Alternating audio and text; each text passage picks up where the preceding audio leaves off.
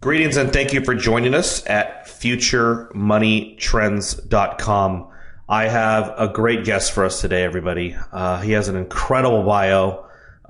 This is going to be an absolute fascinating conversation today about a little bit of politics, energy, an opportunity for investors under President Trump.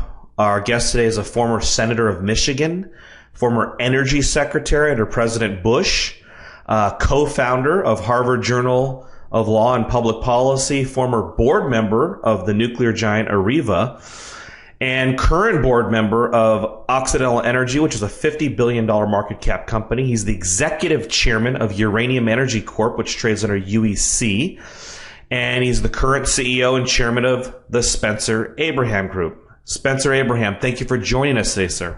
Daniel, thanks for having me. I appreciate it. Well, sir, there's so many topics I want to get into, and I know, everybody loves talking about the election and post-election, and I was wondering if you could take us actually pre-election just for a moment, because you were a U.S. Senator from Michigan, a state that had not been won since Ronald Reagan, and I just wanted to know what your overall assessment was going into that day. Did you think that Trump had a chance at winning the state that essentially had been a Democrat lock for 30 years? Well, I don't want to pretend I was smarter than anybody else or after the fact change things. And so the answer to that is I didn't think he was going to carry Michigan until the last 48 hours. And then I drew the conclusion he might have a chance only because both he and Hillary Clinton began going back and forth to Michigan from wherever else they were in the country. So I assume that there must have been a change, a shift in the voters in Michigan that was starting to come up on the polls, and both sides thought they had a fighting chance to win. Until that point, I didn't see it coming, and I think most Americans, certainly most political observers, didn't either. But near the end, it looked like something was cooking, and it turned out that was true. Sure. I remember on the evening before, that was literally his last stop, and I just saw that crowd, and that was when I was like, you know what? I think the enthusiasm was so strong. I'm like, I think he could go all the way. Just to comment, over the years, I used to be a party a campaign manager and was state party chairman in Michigan back when we did win for Presidents Reagan and Bush. But the thing that you learn, and you just touched on it, is that nothing beats enthusiasm when it comes to getting your voters to the polls. And you can have a great, elaborate system of identifying your supporters and of pestering them to try to get them to vote. But at the end of the day, nothing is more important than having voters really enthusiastic and excited. And that's clearly what happened in Michigan with Trump. You're in Washington. What's the mood in Washington, D.C.? Is there an eagerness to get to work, to cooperate with the incoming president, who seems to be, who wants to be a very proactive president, perhaps different in the sense that he will be a little more proactive on small and large issues affecting the U.S., specifically the U.S. economy? Because I know you see certain things on the media and everybody's enemies and they hate each other, but then, off camera, they're, perhaps having a dinner together or something. Is the mood in Washington better than what we're seeing that's being played out on the media? Well, I think the media clearly focuses on every disagreement that happens here. And as you know, most of the votes cast in the House and the Senate are unanimous, and therefore they don't even have roll call votes. They just pass things unanimously. But the American public's not given much insight into that. The press doesn't cover those kinds of votes, and so you see the ones where there's division. That said, I think in recent years, certainly since I was in the Senate, things there have seemingly gotten much more acrimonious, and it's kind of a politics of payback, I call it, where as each side gets the majority, they focus on some of the indignities they suffered when they were in the minority and are happy to repay the favor. But as time goes on, this creates a much less collaborative atmosphere, and so you're gonna see, I think, a lot of resistance to Trump on the Democratic side, not just because of what he will be pushing, but because it is now sort of the conventional approach of the minority parties to play the role of spoiler or of obstructionist. So it won't be smooth sledding for the Trump agenda, but I do think a lot of it will gain momentum and pass, both because the voters have demonstrated support for it, and also because the Democrats in the Senate have a great number of their incumbents up for re-election in 2018 in states Trump carried. And 25 Democrats up, I think 9 or so in states he carried. Those Democrats are going to have a hard time voting against some of the things that the Republicans will be bringing before the Senate for votes. Governor Rick Perry, he's about to take your old job as the head of the Energy Department. 4 years ago, right. One of the most famous parts of that election year, was when he wanted to, he stumbled on a debate question, but one of the departments he wanted to abolish was the Energy Department. What are your thoughts of, Governor Perry taking over the Energy Department, and is he the right guy for the job? Well, I think he'll do a great job, and to prove that you can actually support abolishing the department and still function well and do the job there, you only have to look to me. I was a Senate backer of a bill to abolish the department. When I went into the cabinet, I supported the policies of President Bush, and frankly, by then I'd already concluded that I was no longer supporting that legislation. But you can be a skeptic, and in many ways it makes you a better cabinet member because you're looking with fresh eyes at what's going on in the department, and maybe because you've studied it enough to have formulated an opinion, you have some areas you think you can improve. I'm sure he will do that. He brings to the table, as you know, a long career as a government executive. That's a big, unwieldy department, so someone who's run the state of Texas has an advantage over somebody who hasn't had that kind of government executive experience. He also has, because it's Texas, great familiarity with all the different energy sectors, whether it's oil and gas or it's wind energy, where Texas leads the country, or it's other forms of energy, and he knows the energy operational and market operations, and I think as a result will be a very good and effective secretary. With as wasteful as Washington can be, I actually kind of favor everybody being having said that about their agency before taking it over. Well, that's the point. I mean, if you go in, if you've studied it enough and you've formulated and seeded an opinion about its existence, you probably have some areas that you think can be improved. That's for sure, and I'm sure he'll focus on that. But a large part of the Department of Energy's budget, generally over half of it, is for national security activities with respect to our nuclear weapons stockpile. And, that work isn't going to cease regardless of whether there were or weren't a Department of Energy, because we're going to have those programs. We're going to have national science labs. I think, a lot of times when people talk about abolishing the department, they don't mean abolishing its programs, just reducing some of the overhead by moving them to other areas of the government. In this case, that isn't going to happen. I'm sure that he's going to work within the department to streamline and make more efficient the very large bureaucracy and programs that are there. Now, if you don't mind me asking, when you obviously, if you signed a bill that would abolish it, and then later, I assume it was President Bush or his people had contacted you.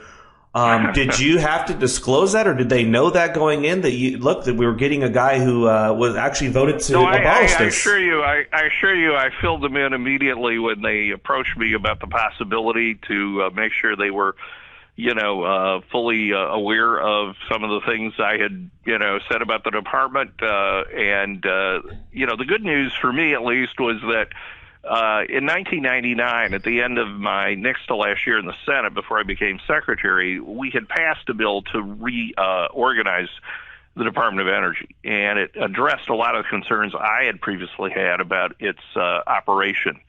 And in particular, it segmented the nuclear weapons and other defense programs into a separate quasi-independent arm of the department, which gave it a lot more manageability. And because that was done, it definitely addressed my concerns, and therefore I was, although I had once been an advocate for changing the department, by the time I was actually nominated, I had changed my position, and so it was a little easier. But I assure you that you gotta make sure people know what they're getting if they pick you, and I made sure they did. You're a very distinguished person. You're a man in high demand. You sit on the board of a $50 billion market cap company, but you also chose to come on a much smaller company in the uranium sector about a year and a half ago. Seems to be very well timed on your part at the bottom of a cycle. So what is it that attracted you to become the executive chairman of Uranium Energy Corp? Well, first of all, I had known of and worked with the company previously over a fairly lengthy period of time. I'm quite I've had quite a long association with its CEO, Amir Adnani, and have watched him effectively manage the company. What really appeals to me about the business, there's several things that did at the time I came on board, and then there's things that have even made, in my view, the company's appeal stronger, which I'll touch on. But what initially attracted me was the fact that when I was at the Department of Energy, one of the national security concerns that we had was the degree to which the United States had become dependent on foreign countries for both its uranium supply and for the fuel for our reactor fleet. Much of this had happened when, after the Cold War ended, America agreed to buy downblended Russian uranium, enriched uranium, that the Russian Federation, when it was the Soviet Union, had weaponized. And the Russians agreed to downblend that uranium to make it fit for reactor use, which would take out of commission all of this weapons-grade uranium fuel. And so we did all of that, but in the process, we stopped domestically developing uranium enrichment capabilities and uranium mining. And we sort of outsourced all of that to Russia, to countries like Kazakhstan and others that are in that region of the world. And in my view, when I was Energy Secretary, one of the great perils we faced was the fact that in the case of some emergency, we did not have domestic capabilities. And so working for a company that is in the business of trying to revitalize the mining of uranium in America was appealing to me on those grounds alone, and because I thought this was a good company to be part of, and it had a great future. I think with Trump's election, that future's become brighter, because I think, number one, it's quite clear that Donald Trump and Rick Perry and this administration are supporters of an all-of-the-above approach to energy, and that means promoting not just a few energy sectors, but all of them, which will include the nuclear sector, and I think that's good news. Number two, I think they've made it clear, certainly during his campaign, Donald Trump made it very clear that he wants to see more domestic manufacturing and mining and energy development. And so more domestic mining in uranium would fit into that category, and I assume will be favorably greeted in Washington, where it really hasn't necessarily received that kind of encouragement in the past. And I also think that Democrats, who have historically been more averse to nuclear energy, have been coming around on the issue, because they see the linkage between the clean operations of nuclear power plants and climate change. And I think some Democrats have already embraced nuclear, and others, I think, held back because the Senate Democrat leader, Harry Reid, was such an opponent of nuclear energy. But now that he's retired, I think you'll see more Democrats join the bandwagon, which I think is yet another positive development that not only helps a company like UEC, but helps the entire nuclear sector in the United States. Yeah, I would assume that I don't know if you have knowledge of this, but it is Governor Perry would be familiar with Uranium Energy Corp. And I mean, its operations are in Texas. Right. Well, I haven't talked to him specifically about it, but one assumes that that he's familiar with it, and I'm not sure what his comments specifically will be, but I know that he favors an all of the above approach to the development of energy in the United States, and I'm sure he's very happy to see more of it developed in Texas. Final question, sir, on the uranium price in general. Do you think that the worst is behind us and the fundamentals favor a higher uranium price over the next, let's say, 1 to 3 years? Well, I've never tried to predict commodity prices, whether it was when I was energy secretary or in my capacity as an observer, market watcher that I am now, except to look at factors that are important. And I think that a number of important factors would argue for a very bullish view of prices. First, as I said, the political winds have changed. And we now have, I think, a lot more encouragement in the United States for the development of the nuclear sector, and probably also for the mining of uranium and the development of nuclear fuel. Second, we've got a global growth, beginning to take place in places in the Middle East, in China, and I think you're going to see it in other continents as well. And number three, as the push for climate change and the reduction of emissions continues on a global basis, I anticipate that people will come to realize the value of having a large base load power source like nuclear playing a major role. And I think that will further spur the maintenance of the existing nuclear plants around the world, but probably the building of more to help address climate concerns. So all of those kinds of indicators to me are on the plus side, and as that results in more demand, presumably it means more demand for the nuclear fuel that goes into reactors and for the uranium from which the nuclear fuel is derived. Spencer Abraham of the Spencer Abraham Group, also executive chairman of Uranium Energy Corp. UEC. Real pleasure to talk with you, sir. I really appreciate your very valuable time. Thank you. Daniel, thank you. Good to be with you today. Thanks.